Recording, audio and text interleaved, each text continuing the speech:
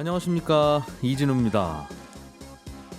포스코가 주주들에게 약속했던 배당 약속을 못 지켜서 논란이 되고 있습니다. 포스코는 2020년부터 2022년까지 회사 당기 순이익의 30%를 주주들에게 배당하겠다고 약속을 했었는데, 작년에 실적이 너무 좋았던 바람에 이익의 30%를 약속대로 배당하면 배당금이 너무 많아진다는 게 그 이유입니다. 그렇더라도 약속한 대로 30% 배당을 하는 게 맞는 건지, 아니면 배당이라는 건 그때그때 상황에 따라 달라질 수도 있는 것인지, 오늘은 이 얘기를 좀 먼저 해보겠고요. 최근에 중국 정부가 리투아니아의 소고기 수입을 중단하기로 했는데, 중국의 이 조치에 대해서 유럽연합이 중국을 강하게 비판하고 나섰습니다. 그러면서 이번 사태가 중국과 유럽의 갈등으로 번지는 모양새인데요. 중국과 유럽의 갈등 배경에 대해서 조금 더 자세하게 살펴보겠습니다. 최근에 미국이 기준금리를 올리는 추세이고, 러시아와 우크라이나 사태로 주식시장이 불안한 상황인데, 이런 가운데 정크본드 투자에 주목하라는 또 투자자들을 위한 조언이 나와서 눈길을 끌고 있습니다. 정크본드라는 게 뭐고, 정크본드에 투자하면 어떤 장단점이 있는지 이번 기회에 좀 짚어보기로 하겠습니다. 2월 14일 월요일 손에 잡히는 경제, 광고 잠깐 듣고 바로 시작하겠습니다. 네, 경제 뉴스들 정리해 보겠습니다. 한국경제신문 나수지 기자, 손에 잡히는 경제 박세훈 작가, 그리고 김현우 행복자산관리연구소장, 이렇게 세 분과 함께 또 경제 뉴스들 들여다봅니다. 어서 오십시오. 네, 안녕하세요. 포스코가 배당을 많이 주기로 약속했다가, 아유 이건 너무 많이 드리는 거라서 안 되겠습니다, 이렇게 말을 좀 바꾼 모양입니다. 네, 나 기자님, 예. 이게 ESG 경영과도 충돌하는 거다, 이런 논란도 있는 모양이에요. 네, 일단 그 ESG랑 배당이 어떻게 그럼 연결이 되냐? 그러니까 왜 ESG 경영이 중요해지면서 이 배당 관련해서 이슈가 되냐? 요거부터 말씀을 드릴게요. 예.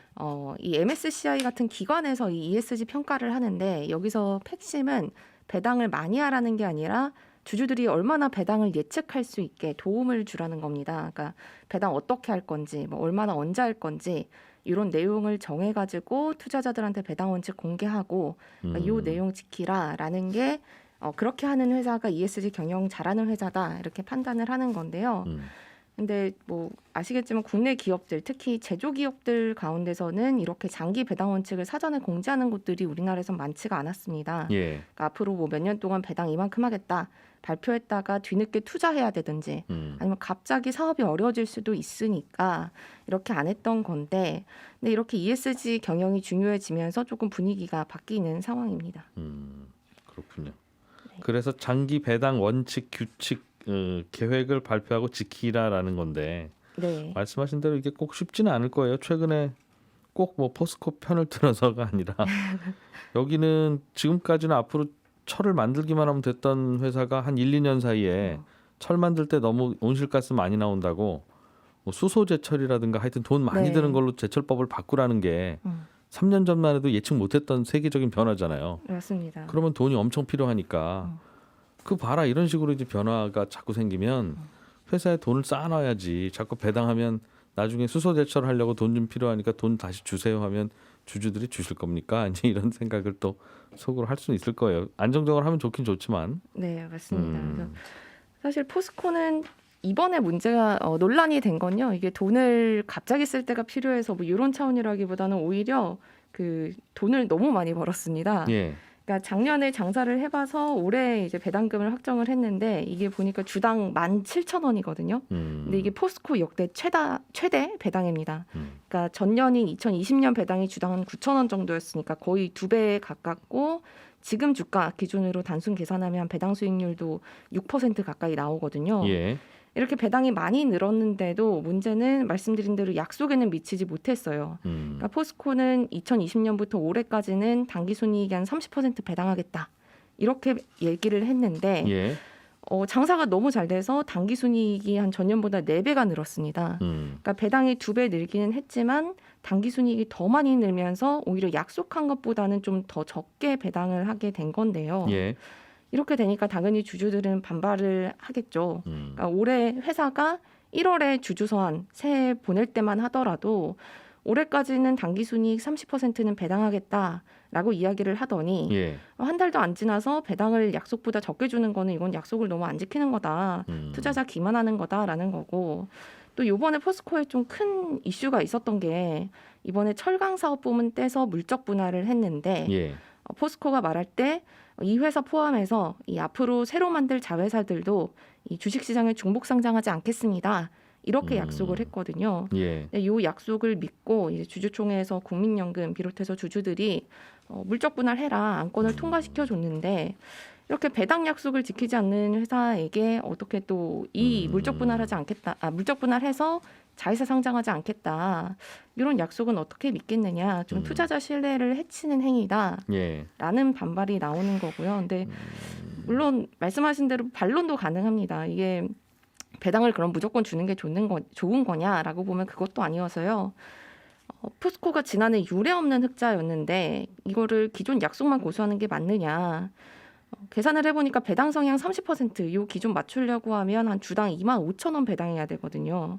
근데 그러면 지금 주가로 배당 수익률이 거의 8% 나옵니다. 예. 그러니까 배당을 좀 많이 준다는 회사들이 한 5, 6% 정도 선인 걸 감안하면 굉장히 대형주주고 파격적인 수준의 배당을 하게 되는 건데 이렇게 일시적으로 많이 번 돈을 배당에 쓰는 것보다는 좀 투자나 다른 분야의 재원을 활용하는 게 낫지 않겠냐 이런 반론도 나오는 건데요.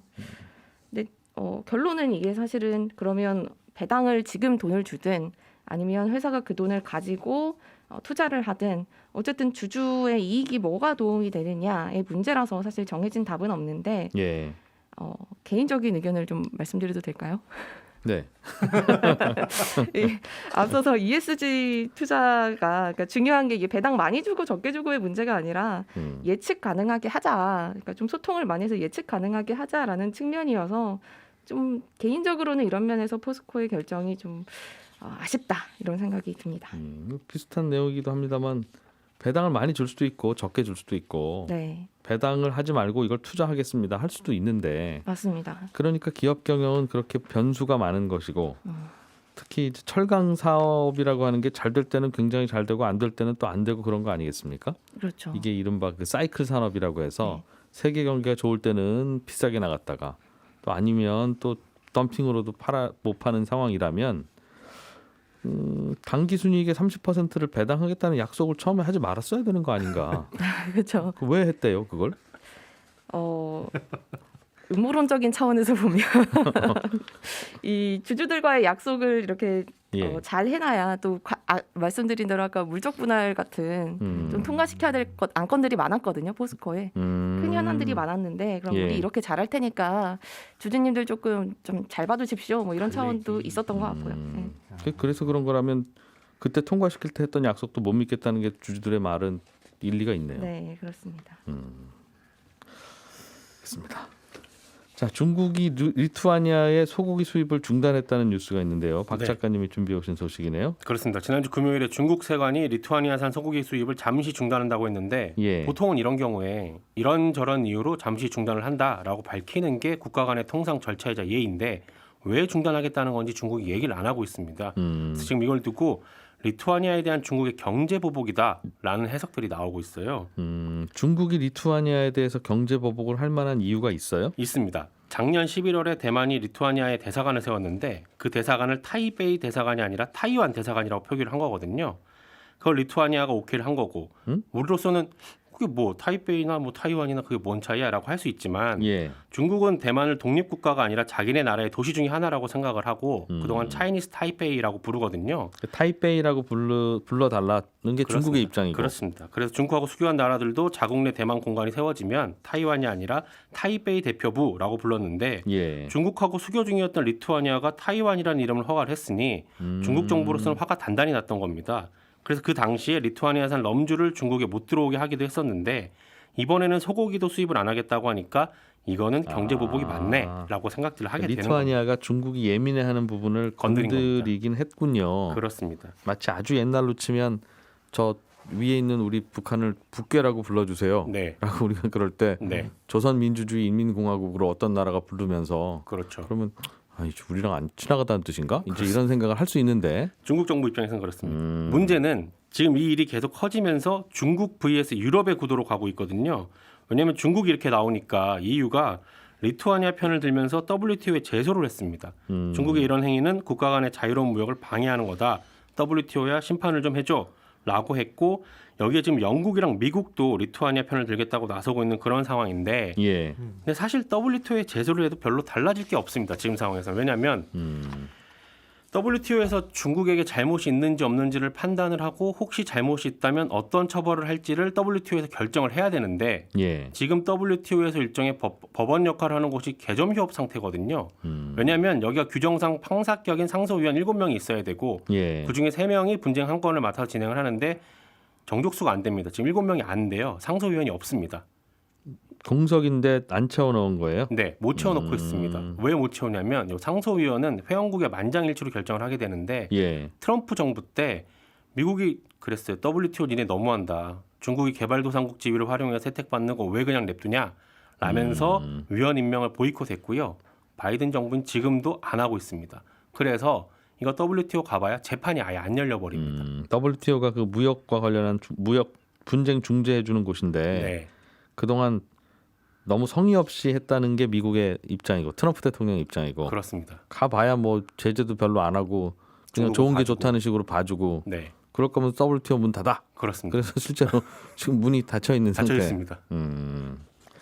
아 얼마 전에 맞아요. 그 리투아니아산 럼주인가요? 네, 럼주. 그거를 중국이 수입하려고 하다가 네, 기분 나빠진 중국이 안 사. 네, 그러는 바람에 갑자기 럼주가 바다 위에서 갈 곳이 없어져서 네. 그것도 바다에 버려야 돼. 다시 가야 돼. 이러는 상황에서 그 당시에 대만이 수입을 해줬죠. 그 당시에 대만이 네, 너희들 우리 때문에 지금 요즘 안 좋다며. 네, 괜히 우리 편 들어주다가 중국이랑 싸우는 것 같은데 네. 럼주 갖고 와 우리가 사줄게. 그렇죠. 그랬다고. 그렇게 되니까 이제 중국 입장에서 더 미워지는 겁니다. 그러면 소고기도 우리가 사줄게 그러면 되겠네요. 대만은. 뭐 요즘 뭐 TSMC 장사 잘하는데 네. 그 돈으로 대만 국민들 파티 한번 하지 뭐.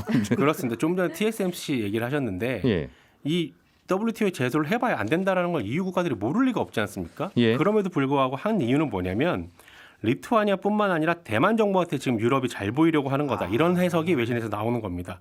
왜냐하면 최근에 EU가 우리도 반도체 투자 늘려서 비유럽 국가에 대한 반도체 의존도 낮추겠다고 했거든요. 유럽에도 반도체 공장 짓고 싶은 거죠. 그렇습니다. 예. 그런데 반도체라는 게 우리도 만들 거야라고 손들면 바로 뚝딱 만들 수 있는 게 아니잖아요.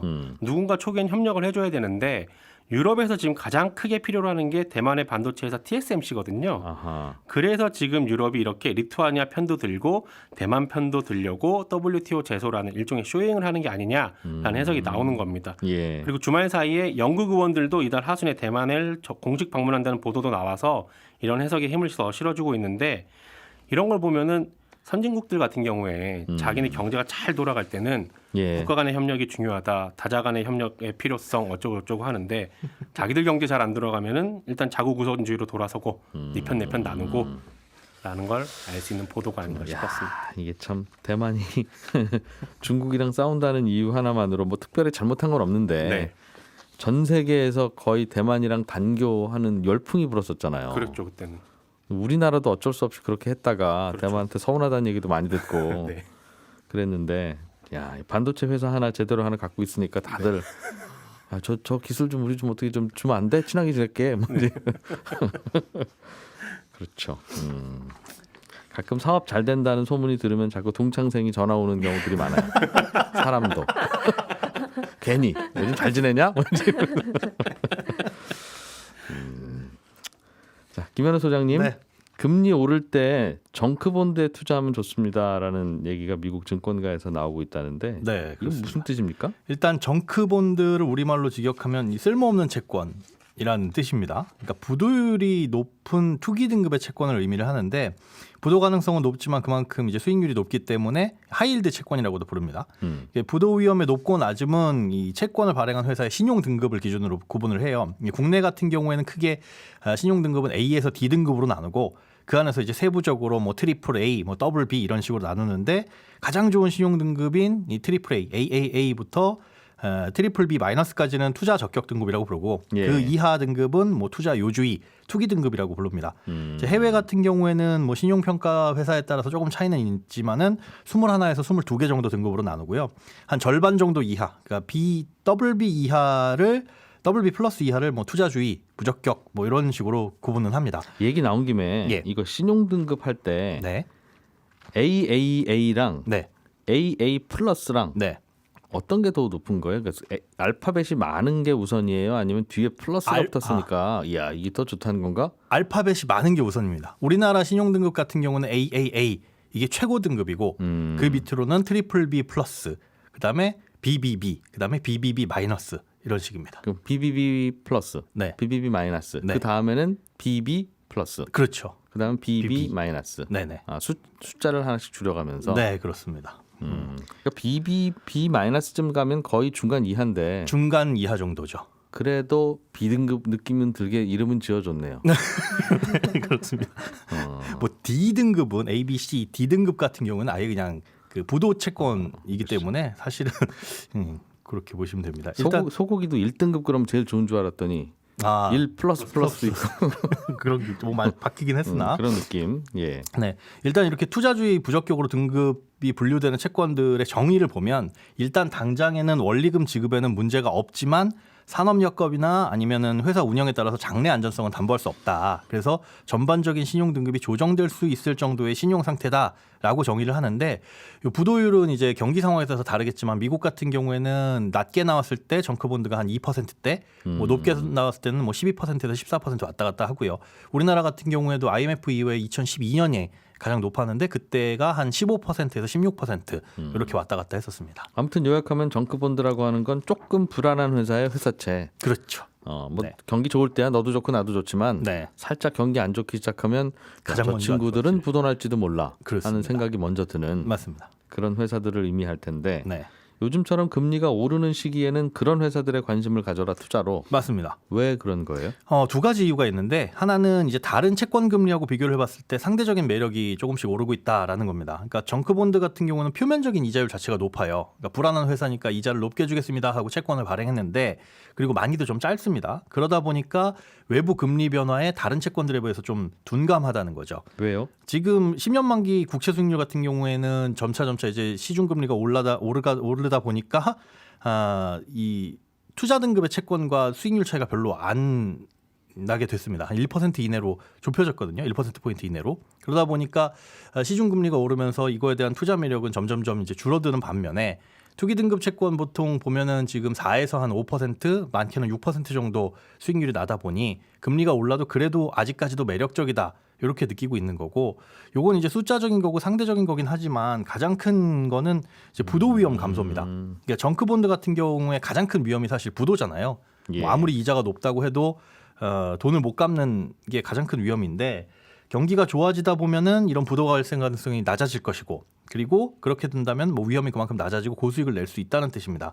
그러니까 여기서 지금 월가 증권사에서 나온 투자 조언 같은 경우에도 라이징 스타 회사채가 담겼을 가능성이 높은 ETF에 투자를 해라 이런 식으로 조언이 나왔거든요. 이 라이징 스타가 뭐냐면 투기 등급 채권이 이제 투자 등급 채권으로 상향 조정되는 그 라이징 스타, 이제 떠오르는 별이라고 부르고, 반대로 이제 투자 등급 채권이 투기 등급으로 하향되는 걸 폴른 엔젤, 그러니까 추락하는 천사 아니면 타락 천사라고 부르거든요. 네.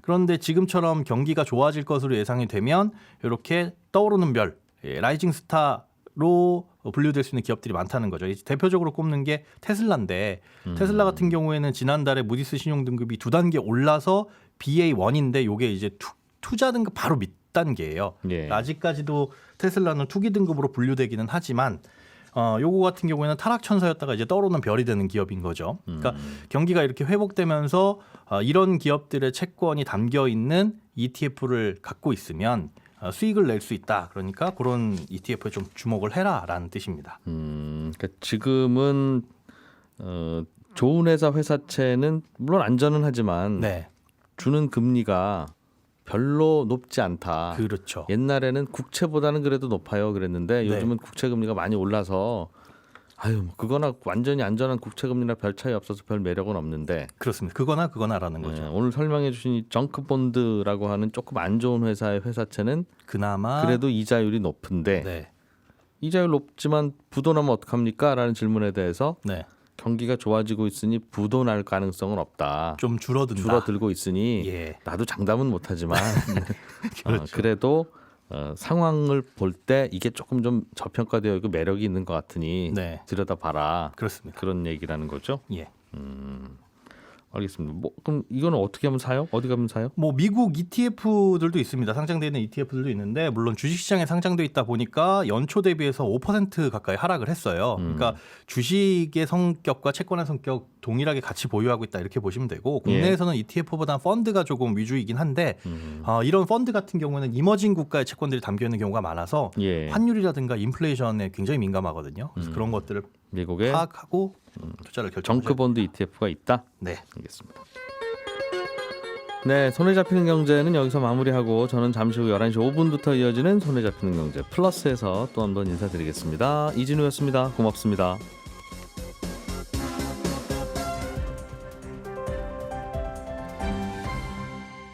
경제를 생각하는 사람들의 즐거운 습관. 이진우의 손에 잡히는 경제.